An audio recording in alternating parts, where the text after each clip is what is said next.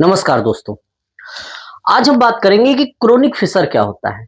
जैसा कि फिशर के बारे में हम लोग जानते हैं, ये रेक्टम है, यहाँ पर मल स्टोर होता है, यहाँ पर मल स्टोर होता है। ये हिस्सा हमारा एनल कैनाल है, ये एनल कैनाल है और एनल कैनाल के हिस्से से मल बाहर निकलता है। ये डेंटेट लाइन है, ये व्हाइट लाइन ऑफ हिल्टन है और ये आपका एनल वर्स है।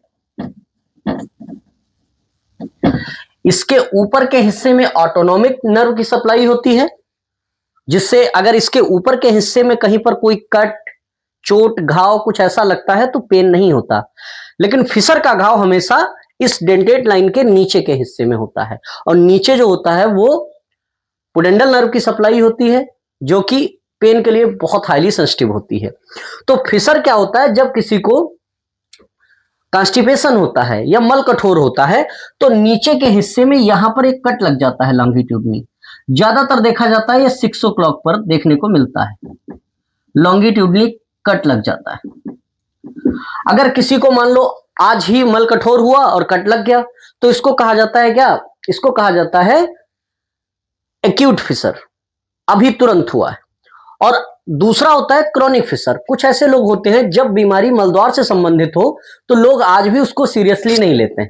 मैं आपको बताऊं, कुछ दवाएं मेडिकल स्टोर से या पूछ के जांच के कुछ घरेलू नुस्खे इनका इस्तेमाल करके कुछ आराम मिल जाती है, उसके बाद ये पड़ा रहता है, फिर 10-5 दिन में फिर दोबारा हो जाता है, फिर तीसरी बार हो जाता है, ये चलता रहता है।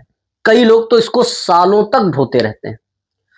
और होता क्या है कि जब ये बहुत लंबे समय तक होता है, क्योंकि इसके लक्षण बहुत अलग हैं और इसमें लोग परेशान भी होते हैं, क्योंकि इसमें पेन होता है, मलत्याग के समय बहुत हाईली पेन होगा, जलन होगी, दर्द जो मलत्याग के समय होगा वो लंबे समय तक बना रहेगा और कई बार पूरे पूरे दिन बना रहता है, बेचैनी होती है, मन नहीं लगता किसी काम में, ब्लीडिंग होती है। और ब्लीडिंग अगर ये 7 o'clock या 3 o'clock या 11 o'clock पर हो जाए कट तो काफी तेज ब्लीडिंग होती है, बूंद बूंद मतलब ड्रॉप वाइज टपकने लगता है।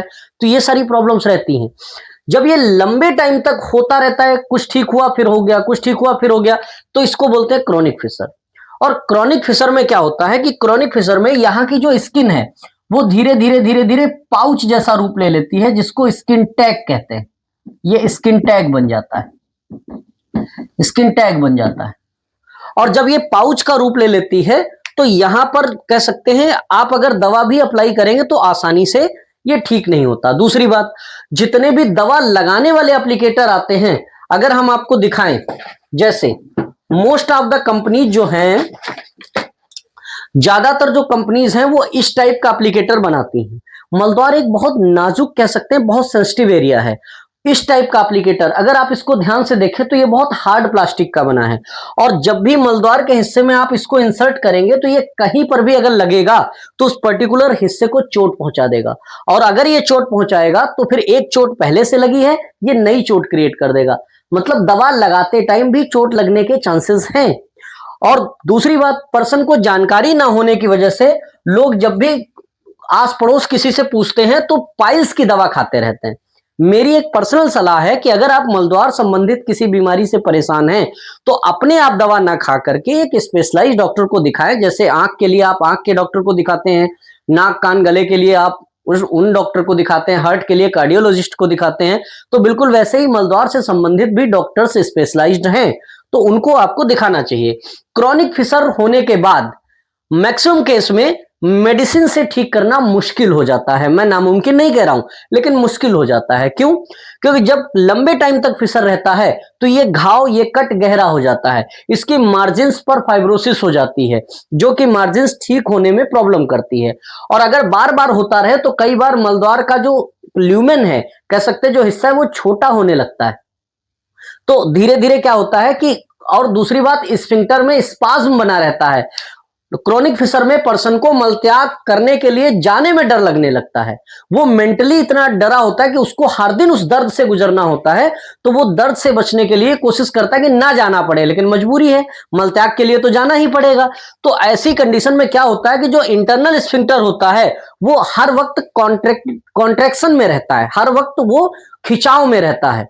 और खिंचाव की वजह से मलत्याग के लिए जब भी जाता है तो कह सकते हैं ओपन नहीं होता, खुलता नहीं है। और खुलता नहीं है तो जब भी खुलेगा तो जो पहला टुकड़ा निकलेगा उसके लिए बहुत पेन होगा उसको।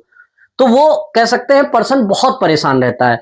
तो ये क्रोनिक होने से पहले ही आपको डॉक्टर से मिलना चाहिए और आपको प्रॉपर ट्रीटमेंट लेना चाहिए। मैं आपको बता दूं, मोस्ट ऑफ द केसेस में जो फिशर के केसेस हैं उनमें सर्जरी की जरूरत नहीं पड़ती। सर्जरी की जरूरत तभी पड़ेगी जब वो क्रोनिक हो जाएगा। कहने का मतलब लंबे टाइम तक अगर वो पड़ा रहेगा तो इसकी मार्जिन पर फाइब्रोसिस हो जाएगी, इसका जो बाद वाला हिस्सा है उसमें स्किन टैग डेवलप हो जाता है। और आप कमेंट के जरिए बताइए कि इस स्किन टैग से और क्या क्या नुकसान हो सकते हैं और क्या क्या प्रॉब्लम और हो सकती हैं। तो उम्मीद है आपको समझ आया होगा कि क्रोनिक फिशर क्या होता है। दूसरी बात, जब भी अगर आप सोचेंगे कि इसको देखने की कोशिश करेंगे, जब भी आप किसी डॉक्टर के पास जाएंगे तो इसमें प्रोक्टोस्कोपी नहीं करनी चाहिए, ना डॉक्टर करता है। अगर स्पेशलाइज्ड डॉक्टर होगा तो वो प्रोक्टोस्कोप इसमें यूज नहीं करेगा। क्यों? क्योंकि मलद्वार में कट पहले से लगा है। अगर आप इसमें फिंगर डालेंगे या प्रोक्टोस्कोप यूज करेंगे तो ये कट और बड़ा हो सकता है। कहने का मतलब ब्लीडिंग हो सकती है, चोट लग सकती है। तो ऐसी कह सकते हैं जांच से बचना चाहिए और अपने आप तो बिल्कुल ही फिंगर इंसर्ट करना या बाकी कोई चीज जो अपने दवा का एप्लीकेटर बताया, ऐसी चीजों से बचना चाहिए। और हाँ, अगर आप ऐसी किसी समस्या से पीड़ित हैं तो आप स्पेशलाइज्ड डॉक्टर से सलाह लीजिए, कुछ डाइट में चेंज करके, कुछ दवाओं के हेल्प से और कुछ कह सकते हैं अपने लाइफस्टाइल में चेंजेस करके आप इसको आसानी से ठीक कर सकते हैं विदाउट सर्जरी। सर्जरी तभी होगा जब ये काफी ज्यादा कह सकते हैं पुराना हो जाएगा, जब क्रोनिक हो जाएगा, पाउच जैसा स्ट्रक्चर यहां बन जाएगा, तो इसको ठीक करना थोड़ा सा मुश्किल होता है। और अगर सर्जरी की जरूरत भी होती है तो छारसूत्रा है, छारसूत्रा जो है वो बेस्ट है इस कंडीशन में और इसको 100% आसानी से ठीक किया जा सकता है। अगर आपकी जानकारी में कोई ऐसा व्यक्ति है जो लंबे समय से क्रोनिक फिशर से पीड़ित है, परेशान है, तो आप नीचे दिए गए नंबर पर हमें कांटेक्ट कर सकते हैं और फिशर जैसी समस्या से निजात पा सकते हैं। Thank you.